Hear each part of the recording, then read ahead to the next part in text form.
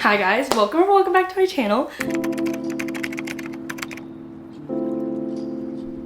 We're halfway through the year right now, and I know that at the end of the year, people have their favorite books. One distinctive way that I know that people love getting their book recommendations is from Barnes & Noble, because we shop there, we see all the posters and stuff like that, and so in the back of my head, I was always curious about the best books that Barnes & Noble crowns as the best book of that year. And so I wanted to read Barnes & Noble's best books of the years. From the list on my phone, we have The Heaven and Earth Grocery Store by James McBride. That was the best book of 2023. The best book of 2022 was Lessons in Chemistry by Bonnie Garmis. And then there's also another one. I don't know if they do two books. I don't know. There's also another one listed on here as the best book of 2022, which is Babel by R.F. Kuang. I've actually read that one already, so can't put that one in. And then the best book of 2021 was Under the Whispering Door by T.J. Klune.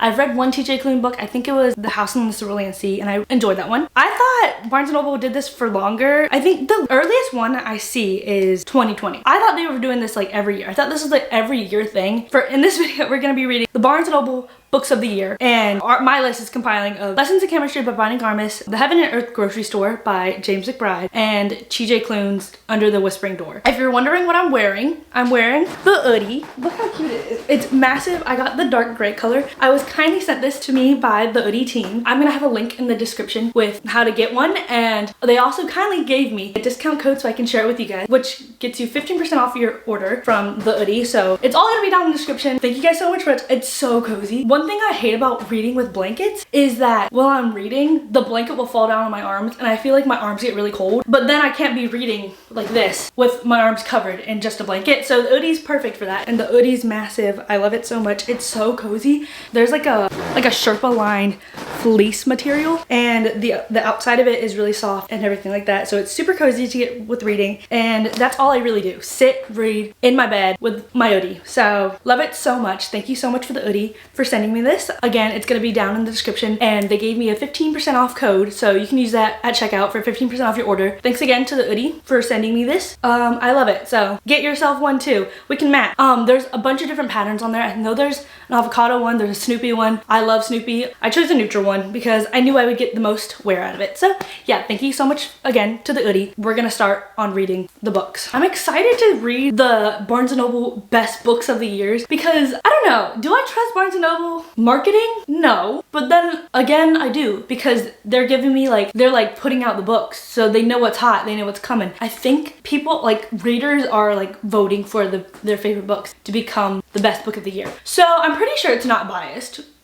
That's a lie. I have high faith for this. Right now I'm reading Lessons in Chemistry by Bonnie Garmis. I remember 2022 was the year that I really got into reading, and so I distinctly remember that showing up everywhere in Barnes & Noble. And then I remember the Apple TV show with Brie Larson. Don't know anything about it. I always thought it was just gonna be our main character in chemistry, like a woman in STEM, and I didn't know if I liked that because in Hallie Hazelwood's ones, at least there's romance in there, and so I knew Lessons in Chemistry was women's fiction, literary fiction type of book. I was hesitant to read that, but then I feel like I've expanded my genre palette, so I read a lot more literary fiction, and I know I'm gonna like it. I also felt left out because I know Rachel Catherine's group of friends in their book club in Australia literally sounds so stalkerish of me. I know that they just read Lessons in Chemistry for their book club pick, and so I was like, yeah, I want to read that too.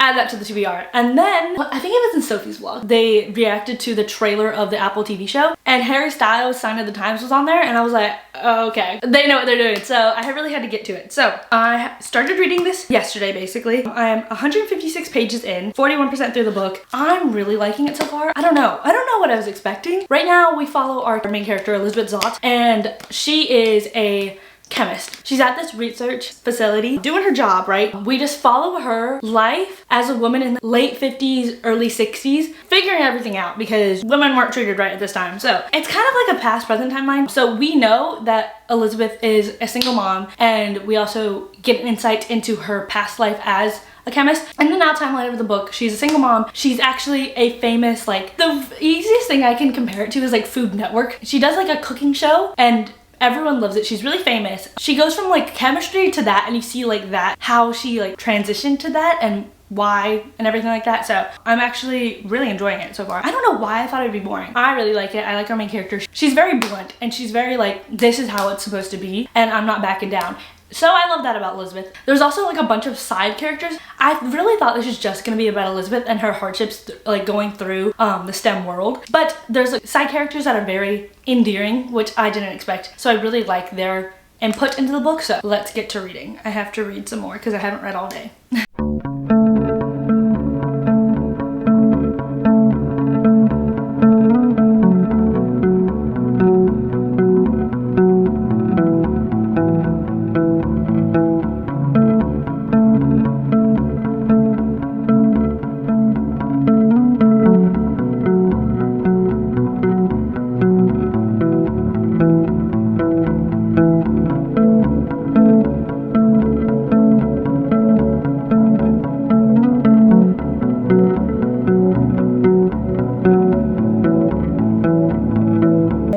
I'm going to go pick up some Jersey Mike's right now. And then I also am going crazy because I've just been on my phone. Let's see how many hours I've been on my phone today. It is 6:30 right now. I've been on my phone for 11 hours and 36 minutes today. How'd that happen? I've been on TikTok for a total of almost 4 hours today. 2.5 hours on YouTube, and then the rest I've just been reading. I've been reading on my phone right now. I don't know why. I'm just so restless. I get so like restless that I just cannot be on a device other than my phone. So like if I tried to read on my Kindle, I know I will just go back on my phone, so I'd rather just read on my phone on the Kindle app. So that's what's happening, and I actually finished Lessons in Chemistry today. I think I enjoyed it a lot more than I was expecting to enjoy it. We're focused on Elizabeth a lot of the time, but then there's also like side characters that we also focus on that like I didn't think would take as much of a focus, but they did take a focus. I enjoyed the book. I don't know what I'm gonna rate it. I think it's gonna be at around a 4. It's a 4 or a 4.25. I don't know. I really enjoyed it. It just didn't give me that like crazy feeling that I love this book. I really enjoy it. It just like exceeded my expectations for it. I don't know. Whenever I read like white feminist books, I'm always just like, yeah, that's like, yeah.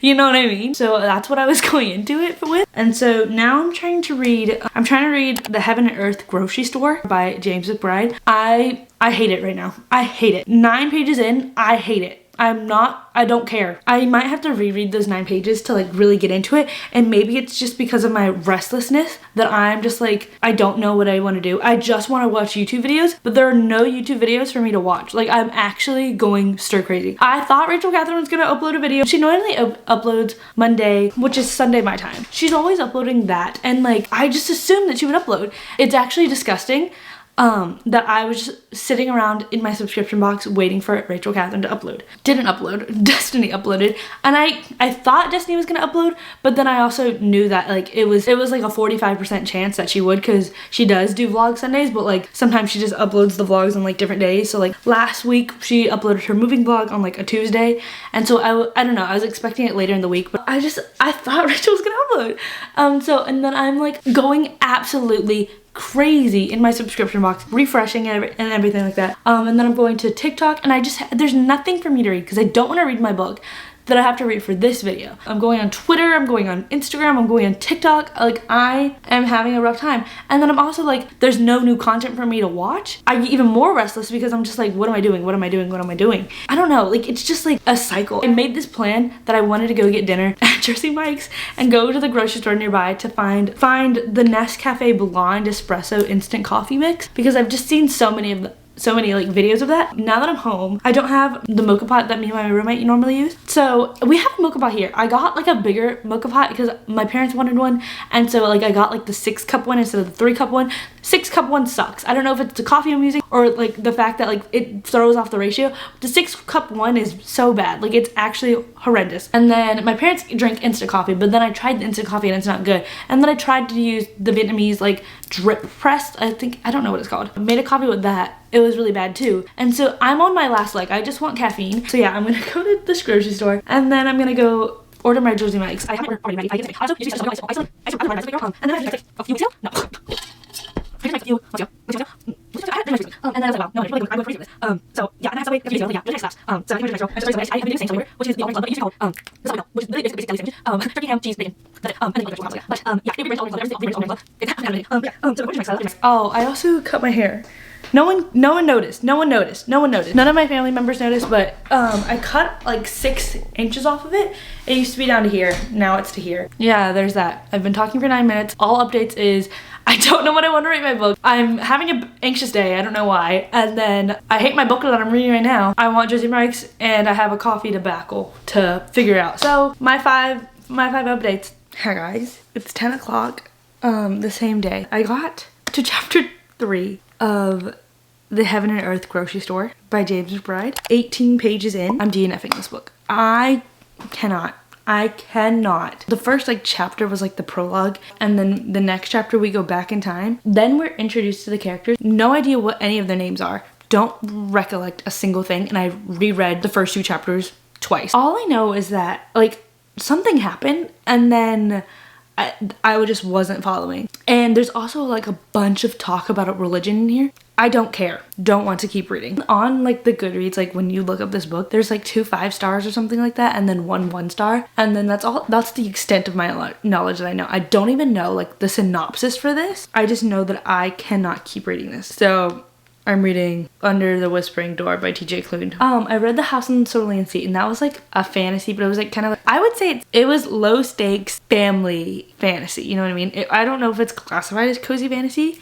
but that's what I felt reading it. So I'm gonna read Under the Whispering Door. What is this? What is it? Those are the books that I was planning on reading in this video, and then I'm gonna stick to it. I'm gonna show you if I liked the Barnes & Noble books of the year, and I didn't. So we're on to our next one. I have high hopes for TJ Klune. I liked his writing in the other one. I just think like anything's better than the Heaven and Earth Grocery Store. I'm actually like shocked that I just could not get into it, and I'm not gonna force myself to read a book that I just don't even remotely care about any of the characters. I just don't care. I also have to talk to you about Lessons in Chemistry. I don't know what I haven't said it all. I'm rating it. I didn't cry while reading the book, but then I watched the Apple TV show like trailer. Why did I tear up? So yeah, we're reading TJ Klune's book, Under the Whispering Door, because I can't read the other book. So sorry, James McBride. I don't know, like the writing wasn't even like pulling me in at all. I was gonna like leave it to like, normally in longer books I wait until like 100 pages where I like can figure this out, but since this book is not that long, 100 pages would be like 25% of the book, and I'm like, I'm not reading to 25% of the book. Like I don't even see myself getting to that point, and I just don't want to slug, and then I don't want to get into a reading slump. So I think my second DNF of the year, which is kind of crazy. Yeah, I just never make it to the point where I want to DNF it, because I don't know. I like seeing books through, but then I also like, I don't know. It's not like anything like a completionist standpoint where I want to finish a book. Like, I don't know. I just keep on reading. I don't know why. DNFing this book. I'll see you guys when I've read some of this book instead.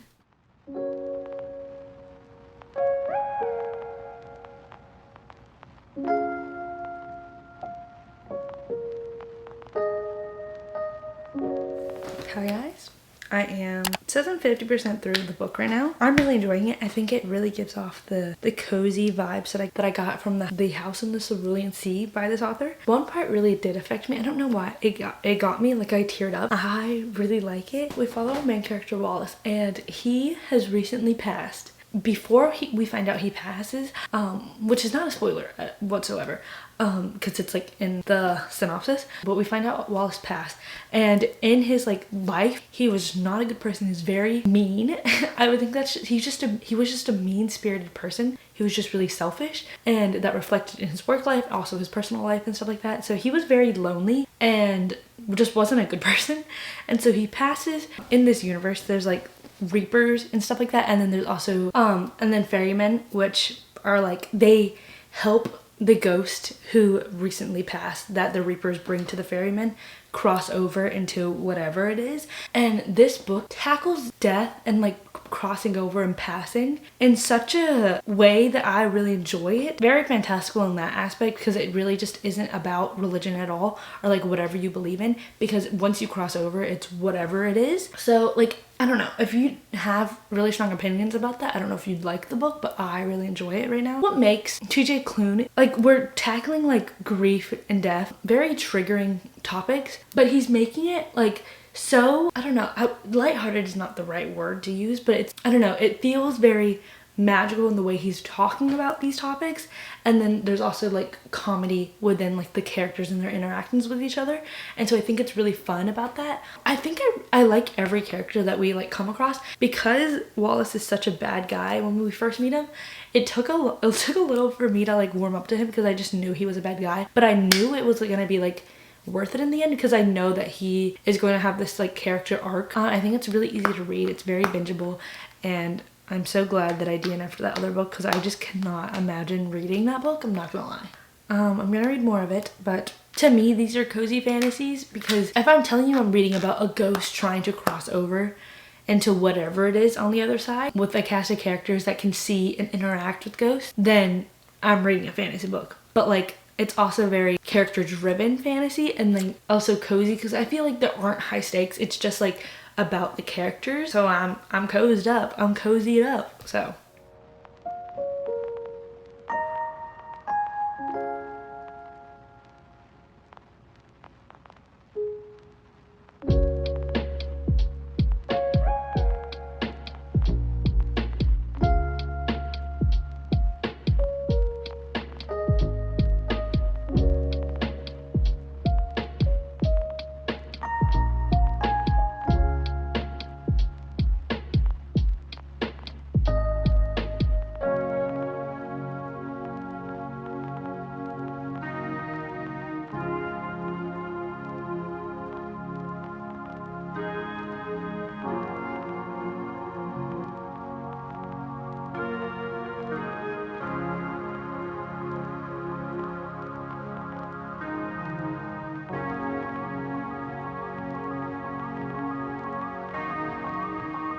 hi guys, I've gathered myself from reading Under the Whispering Door. I have all my ratings for the other books too, but I would say I think these books of the year from Barnes & Noble do deserve the hype. I do think it's worth checking them out. I don't know, I feel like it's just fun to see like different genres that you normally don't read, because 2 out of the 3 books of the years from Barnes & Noble, they were like historical fiction, literary fiction type of books. I might just be projecting because I know what's like popular. I know a lot of fantasy and romance is popular in like the book atmosphere, and I know that like branching out into like the best books of the year are a fun idea to do, so I recommend all of them. So yeah, let's recap. First, I read Lessons in Chemistry by Bonnie Garmis. I really like this book. I'm settling on a 4.25. I really enjoyed it. I think it was really fun. It tackles women's rights in the 1960s and 50s. We explored that. I know a lot of people say it was jarring to read about because like of how mistreated they were. I didn't find it too jarring because I feel like I really knew. Like, I don't know. I feel like I've read other books that like tackle that same topic basically.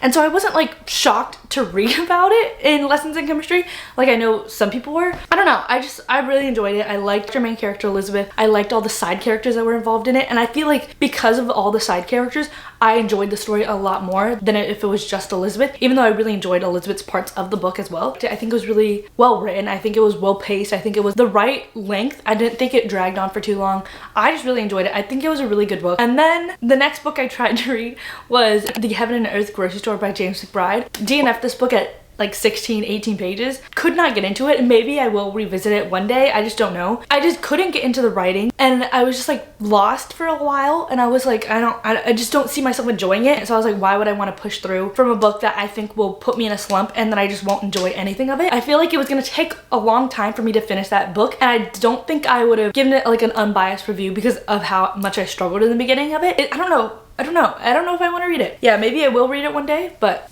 that day is not today, so I DNF'd that book. I recommend it if you want to read it. So if you want to read it, read it. Next, I read Under the Whispering Door by TJ Klune. I love this book. I think it's my favorite TJ Klune book, and I've only read 2. I read The House on the Cerulean Sea, and I really liked it. I feel like that one's a lot more feel good than Under the Whispering Door, because I feel like in House on the Cerulean Sea we have children side characters, and so like they add like a certain light to the book that like adults can't. I think Under the Whispering Door, it tackles such heavy topics, and it tackles death and grief. While I really liked it, I can understand why some people don't like it, because I don't know, I think TJ Klune tackled death and the afterlife of death in a way that's so outside of the human like imagination. I don't know, he just tackled it in such a different way that I know a lot of religious people probably won't agree with, because if you have really strong religious beliefs on what happens to you after you die, you're probably not gonna like this, because he does denounce like religion and all that is like a human construct. I like the way he framed it. Like I liked all the characters, I liked the plot, I feel like it was a nice way of having a self-discovery with like a hint of like fantasy. Wallace is such like, he's such a bad guy when we meet him, and he like grows so much from the end of it. Really liked it. I cried.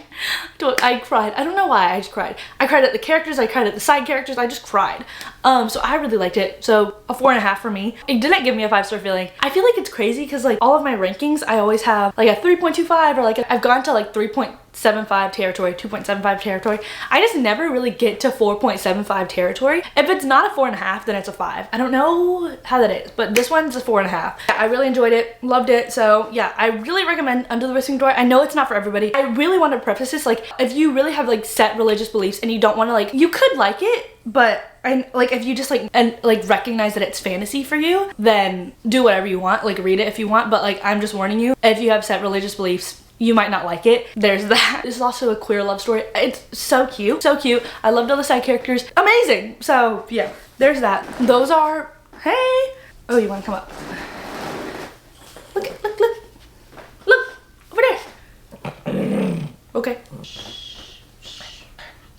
Trying to film. Those are the Barnes & Noble books of the year, and I hope you guys enjoyed this reading vlog. I had so much fun filming it. I feel like I really like reading what people deem as the best of the year and see how that fares between my rankings of books. So I hope you guys enjoyed this video. I love you guys so much. Comment down below if you've read any of these books, what books you think are your favorites of that year. Yeah, I love you guys. I'll see you guys in my next video. Like, comment, subscribe. I love you guys. I love talking to you guys in the comments. I'll see you guys in my next video. Bye.